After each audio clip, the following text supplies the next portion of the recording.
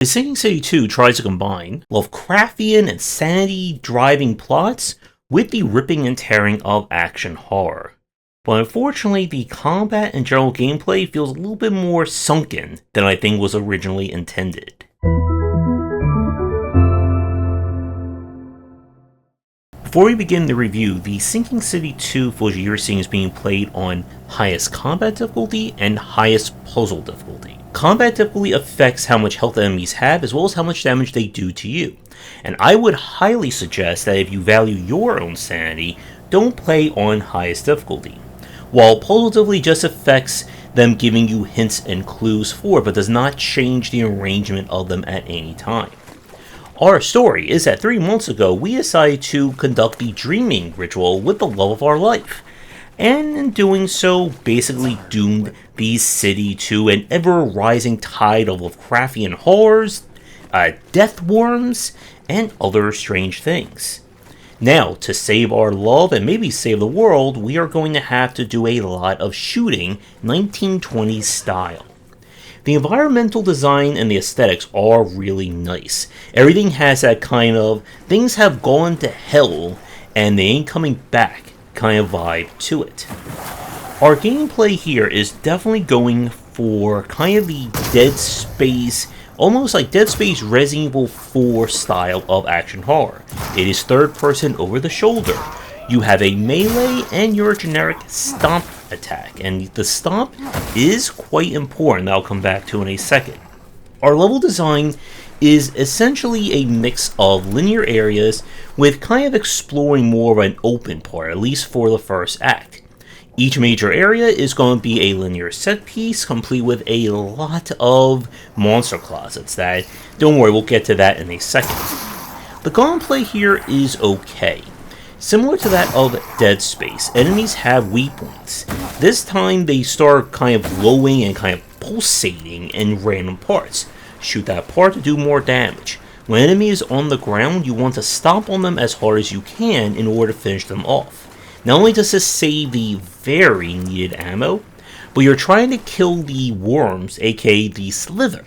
If you don't kill those worms and there's a nearby dead body, the worms will just kind of mosey over there, they'll repossess that body, and the fight is back on. Enemies do quite a bit of damage. Again, on the highest difficulty, you will die in probably 2 to 3 hits at full health at the start. The investigation side, I did not play the first game, but looking at reviews and general impressions, it was far more kind of adventure game focus. This time it is not. You have a clue board, and your investigations just rely on you connecting similar clues together. Now this is very important because this earns you talent points, and the talent points will allow you to unlock passive perks as well as being able to equip more passives. And the first tier is kind of meh.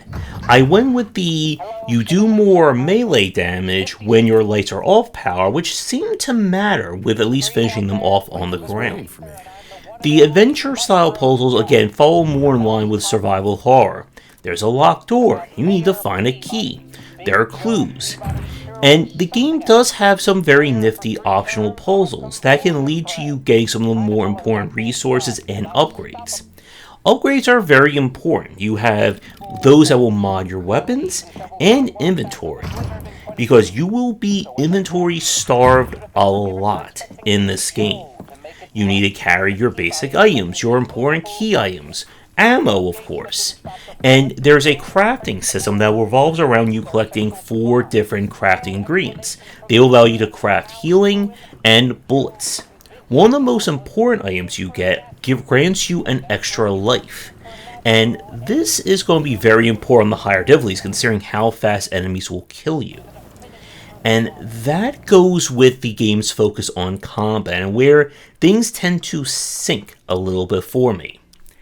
You would think with the entire Lovecraftian horrors and eldritch abominations that you would be fighting very interesting enemies. You don't. A lot of these enemies will fall into the we're just going to run straight at you variety. The game does introduce range-based enemies who are quite good at sniping you.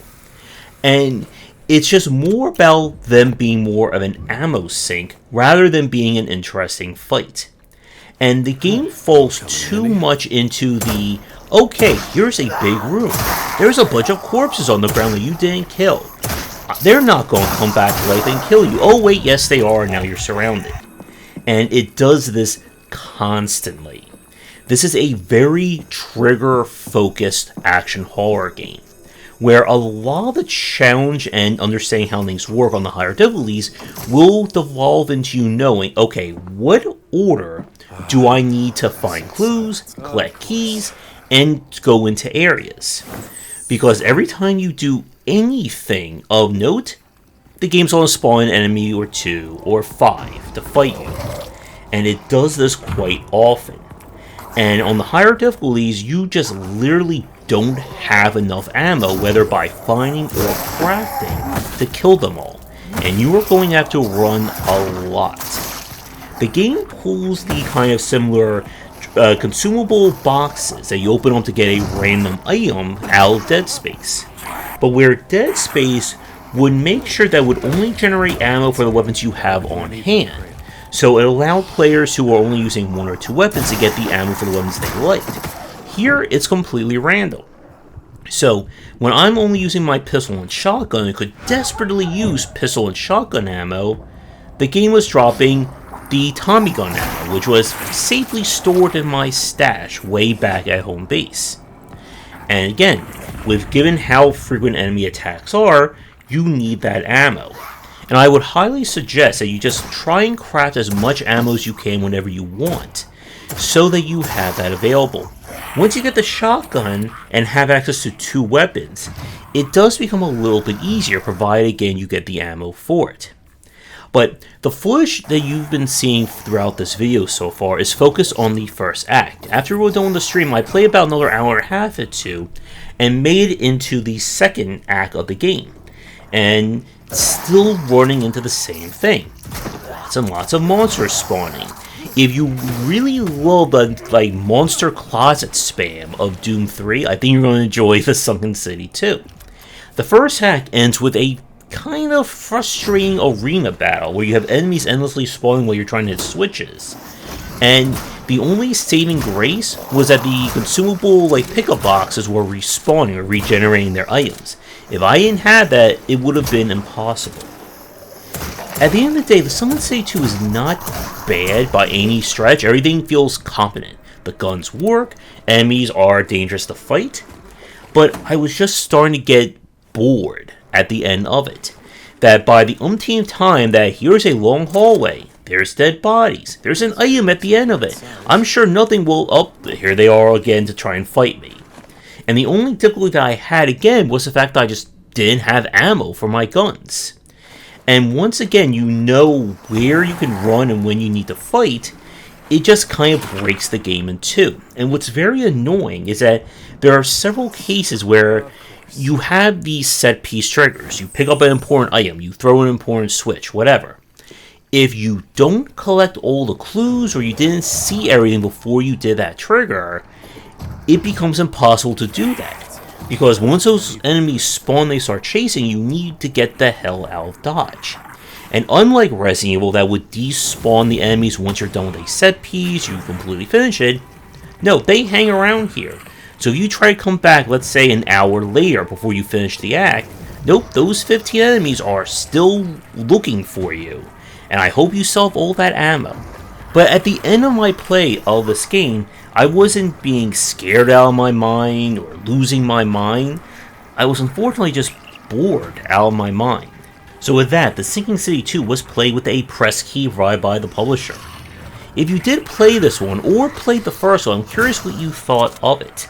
Let me tell you your game for a future stream and review does not involve the roaring 20s, the insanity-causing 20s, or just going around clue hunting. Be sure to get in touch.